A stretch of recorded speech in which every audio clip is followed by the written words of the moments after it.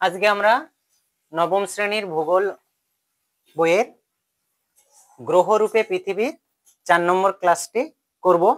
যে 4 নম্বর ক্লাসে আমাদের একদম এই অধ্যায়ের শেষ পাঠের অংশটুকু করব।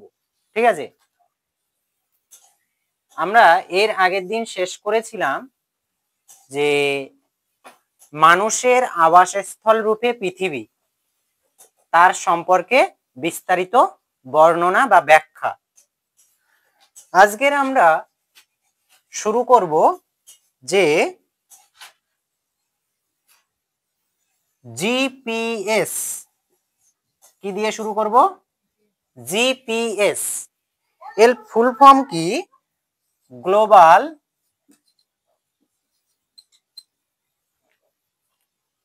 পজিশনিং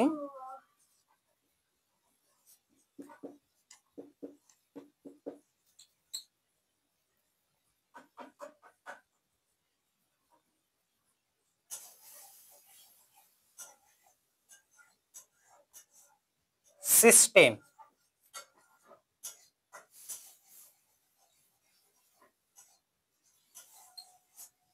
তাহলে জিপিএস এর পুরো নাম কি? Global positioning system. এই জিপিএস আমরা কি কি কাজে ব্যবহার করি সেগুলো আমাদের আজকে জানতে হবে। ঠিক আছে, তো আমরা জিপিএস মূলত কি কি কাজের ক্ষেত্রে ব্যবহার করে থাকি? 1 নম্বর হিসাবে বলতে পারি যান চলাচল।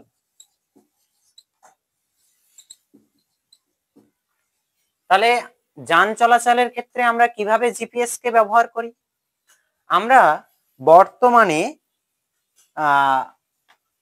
যে 4 চাকা বা ইংরেজি থেকে বলা হচ্ছে কার, ঠিক আছে, এবং যত সব দামি দামি গাড়িগুলো রয়েছে তাতে আধুনিক ফিচার্স অ্যাড করা হয়েছে এবং সেখানে কোনো জায়গার লোকেশন জানার জন্য কি চালু করা হয়? জিপিএস সিস্টেম চালু করা হয়। ঠিক আছে, এছাড়াও আমরা যে প্রত্যেকে এখন অ্যান্ড্রয়েড মোবাইল সেট ব্যবহার করি, সেই অ্যান্ড্রয়েড মোবাইল সেটে জিপিএস সিস্টেম অন রয়েছে, যার কারণে আমরা কোনো একটা অজানা স্থান সম্পর্কে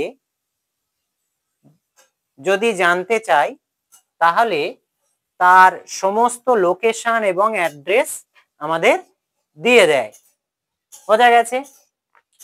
যদিও এই জিপিএস কে কেন্দ্র করে লোকেশন ট্র্যাক করে যাওয়ার ক্ষেত্রে আমরা ইদানিং করে একটা দুর্ঘটনা বা অ্যাক্সিডেন্টের কথা শুনেছি। ঠিক আছে, অনেক সময় এই জিপিএস সিস্টেম সঠিক তথ্য আপডেট না করার কারণে কি হয়ে থাকে? যে ভুল তথ্যের জন্য বিপদ হতে পারে। বোঝা গেল? যদিও সেটা ছিল গুগল ম্যাপ। বোঝা গেল? কি বললাম? গুগল ম্যাপ ছিল। তাহলে যানবাহন চলাচলের ক্ষেত্রে আমরা জিপিএস সিস্টেম ব্যবহার করি। 2 নম্বর আমরা কিসের ক্ষেত্রে ব্যবহার করতে পারি? যে উদ্ধার কার্যের ক্ষেত্রে।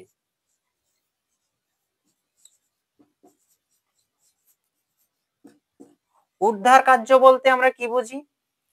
দেখা যাচ্ছে কোনো জায়গায় বন্যা বা ভয়াবহ বিপর্যয় ঘটেছে, ঠিক আছে, সেখানের পরিস্থিতি কেমন, কতটা অনুকূল বা কতটা প্রতিকূল, সেটা জিপিএস এর মাধ্যমে সঠিক তথ্য গ্রহণ করার পরে সেই জায়গা থেকে সেই দুর্যোগ বা বিপর্যয় কবলস্থ মানুষদেরকে কি করা যেতে পারে, সেখান থেকে উদ্ধার করা যেতে পারে।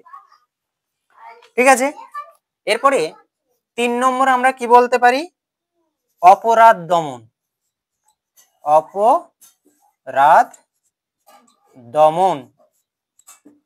অনেক সময় আমাদের সমাজে এমন কিছু ব্যক্তিবর্গ থেকে থাকে, তারা বিভিন্ন অপরাধমূলক কাজকর্মের সঙ্গে যুক্ত থাকেন, তাই তো? এবং তারা কোনো একটা অপরাধমূলক কাজকর্ম করার পরে কোনো একটা স্থানে গিয়ে নিজেদেরকে লুকিয়ে রাখেন। ফলে প্রশাসনিক তরফ থেকে তাদেরকে খুঁজে পাওয়া বা বের করা খুব কঠিন হয়ে পড়ে। ফলে আমরা কি করতে পারি, জিপিএস সিস্টেমের মাধ্যমে সেই সকল অপরাধীদেরকে ট্র্যাক করে আমরা তাদেরকে গ্রেপ্তার করতে পারি। বোঝা গেছে? 4 নম্বর ব্যবহার আমরা কি বলতে পারি, যে প্রতিরক্ষা ক্ষেত্রে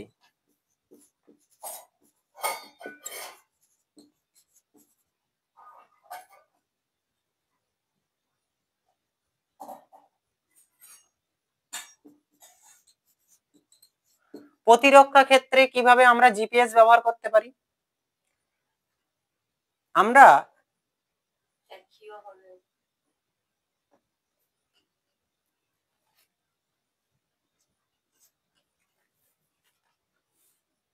মূলত যে সীমান্তবর্তী অঞ্চল থেকে থাকে, আমাদের প্রত্যেকটা দেশের একটা সীমানা থাকে, সেই সীমানাগুলো একটু কি হয়ে থাকে, ভয়াবহ হয়ে থাকে এবং ঝুট ঝামেলা সম্পন্ন হয়ে থাকে। ফলে সেখানে অনেক সময় আমাদের প্রতিরক্ষার ক্ষেত্রে নিয়োজিত যে সকল সেনাবাহিনী সবসময় উপস্থিত নাও থাকতে পারে। ঠিক আছে, তাই জন্য আমরা জিপিএস এর সিস্টেমের মাধ্যমে সেই সকল সীমানাগুলো সর্বসময়ের জন্য দেখভাল করতে পারি, এবং যদি সেই সকল সীমানাগুলোতে কোনো রকম অপরাধমূলক কাজকর্ম বা কোনো রকম বিরোধী কর্মকাণ্ড হয়ে থাকে, তখন আমরা তার পরিপ্রেক্ষিতে কি করতে পারি, স্টেপ নিতে পারি। 5 নম্বর কি, 5 নম্বর হলো যে আধুনিক গ্যাজেট।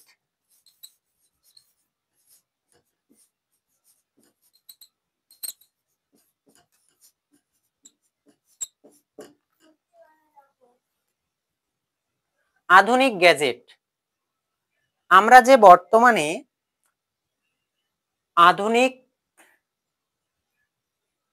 পর্যায়ে এসে পৌঁছেছি, সেই আধুনিক পর্যায়ে এসে আমরা প্রত্যেকে মোবাইল, ল্যাপটপ, আইফোন, এইরকম, তারপরে স্মার্ট ওয়াচ, এইরকম একাধিক গ্যাজেট ব্যবহার করে থাকি, তাই তো? এই গ্যাজেটগুলোতে মূলত কি করা হয়ে থাকে, এই জিপিএস সিস্টেম বা জিপিএস ব্যবস্থা যুক্ত করা থাকে, যা আমাদেরকে সঠিক দিশা দেখানোর ক্ষেত্রে ভূমিকা পালন করে। বোঝা গেল? তাহলে আমরা এখানে কটি কথা বললাম, 5টি। লাস্ট আমরা বলতে পারি জমি জরিপ।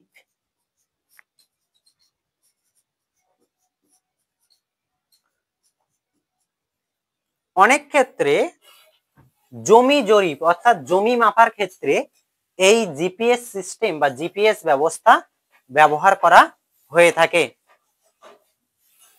তাহলে জিপিএস এর কটি ব্যবহারের কথা বললাম, 6টি।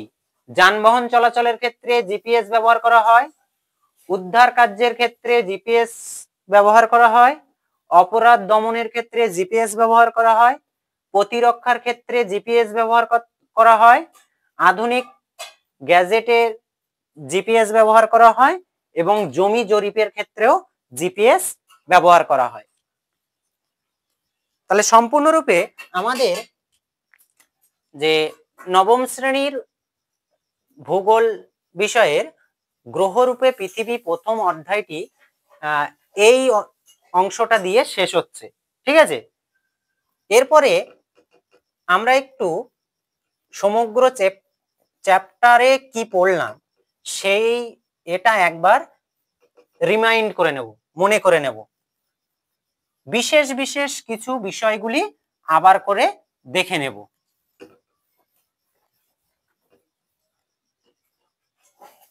প্রথমে যে বিষয়টা বলেছিলাম যে পৃথিবীর গোলাকার আকৃতির কথা প্রথম কে বলেছিলেন? পিথাগোরাস, তাই তো? এরপরে দ্বিতীয় যেটা আছে, পৃথিবীর নিরক্ষীয় ব্যাস এবং মেরু ব্যাসের মধ্যে পার্থক্য কত? পৃথিবীর নিরক্ষীয় ব্যাস এবং মেরু ব্যাসের মধ্যে পার্থক্য 43 কিমি। তৃতীয়ত, পৃথিবীর নিরক্ষীয় ও মেরু পরিধির মধ্যে তফাৎ কত?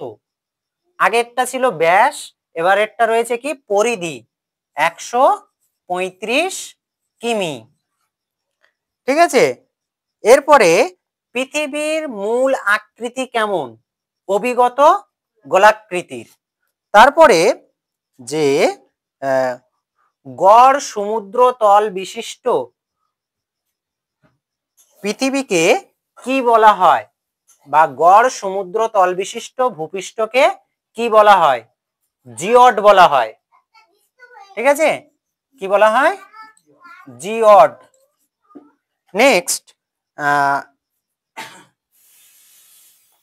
সূর্যরশ্মির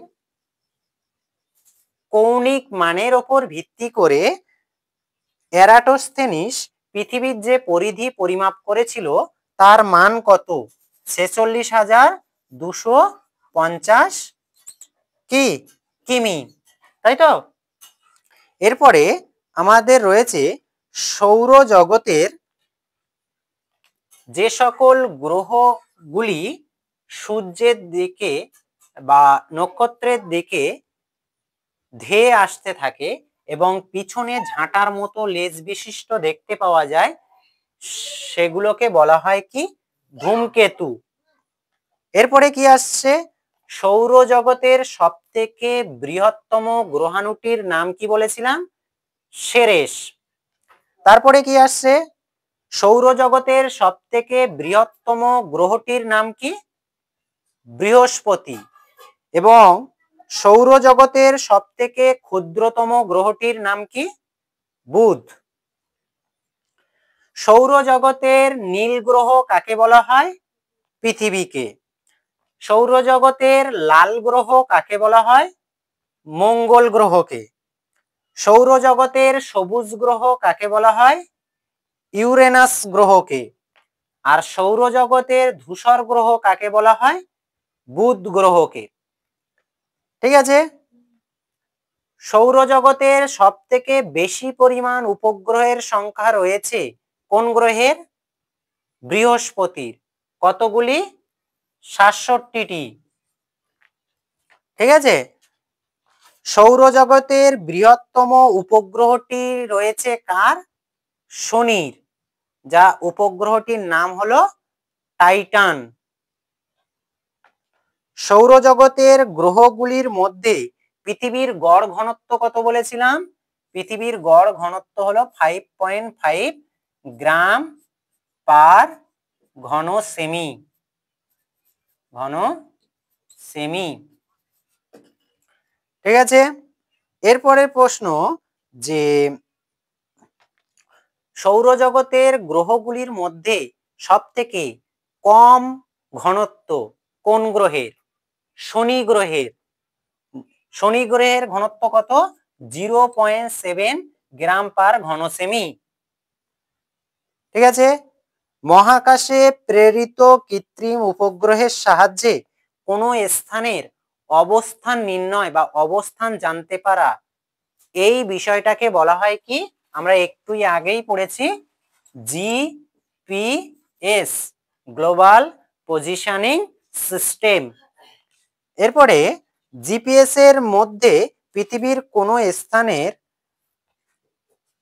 কি কি জানতে পারি জিপিএস এর মাধ্যমে? অক্ষাংশ, দ্রাঘিমাংশ ও সমুদ্রপৃষ্ঠ থেকে উচ্চতা, এগুলো আমরা জানতে পারি। এবার একটু আরো কিছুটা প্রশ্ন যেগুলো জানবো সেগুলো হলো যে বৃত্তচাপ কাকে বলে? ঠিক আছে, তাহলে বৃত্তের পরিধির ক্ষুদ্রতম অংশটাকে বলা হয় বৃত্তচাপ।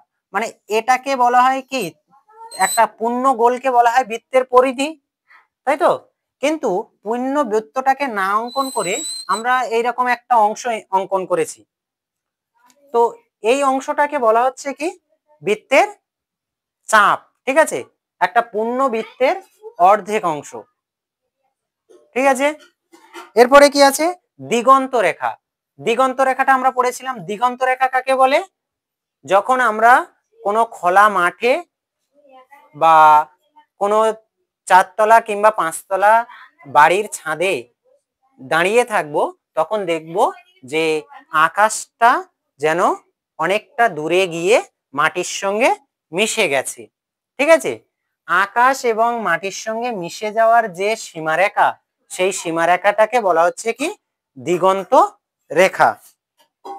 এরপরে কি বলবো আমরা? কুলীন গ্রহ। কুলীন গ্রহ আমরা কাকে বলেছিলাম? যে সৌরজগতের যে সমস্ত গ্রহগুলি তাদের কক্ষপথে আসা অন্য সকল মহাজাগতিক বস্তুগুলিকে সরিয়ে দিতে পারে, তাদেরকে বলা হচ্ছে কুলীন গ্রহ। আমরা বলেছিলাম কি সৌরজগতের মোট 8টি আছে কুলীন গ্রহ, তাই তো? এরপরে বলেছিলাম কি বামন গ্রহ। বামন গ্রহ কাদের বলছি? যারা যে সকল গ্রহগুলি নিজেদের কক্ষপথে আসা অন্য সকল মহাজাগতিক বস্তুগুলিকে সরিয়ে দিতে পারে না, তাদেরকে বলা হচ্ছে বামন গ্রহ। সৌরজগতের বামন গ্রহের সংখ্যা কয়টি বলেছিলাম? সৌরজগতের বামন গ্রহের সংখ্যা হলো 5টি। বোঝা গেছে? তাহলে সম্পূর্ণ এই অধ্যায়টা আবার রিপিট একবার আমরা আলোচনা করে ফেললাম। ওকে, তাহলে এখানেই শেষ আমাদের এই অধ্যায়।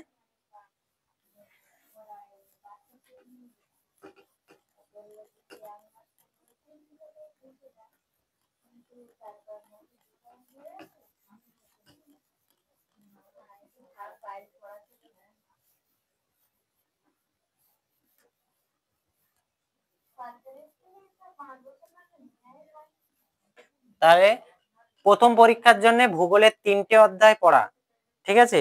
তার মধ্যে একটা অধ্যায় হয়ে গেছে, আর 2টো অধ্যায় বাকি। লেখাতে আর ধরো আর 2টো ক্লাস নেবো লেখানোর জন্য, ঠিক আছে?